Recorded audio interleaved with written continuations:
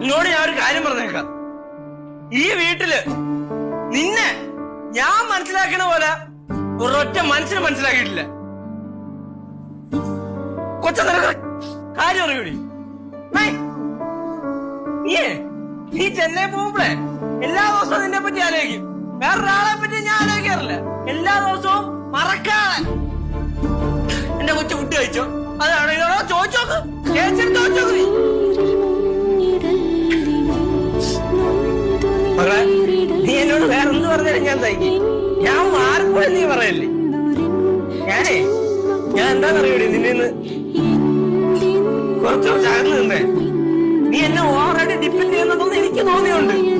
എന്റെ കൊച്ചു സ്വന്തം കാര്യം നിൽക്കണമെന്ന് എനിക്ക് തോന്നിയുണ്ട്.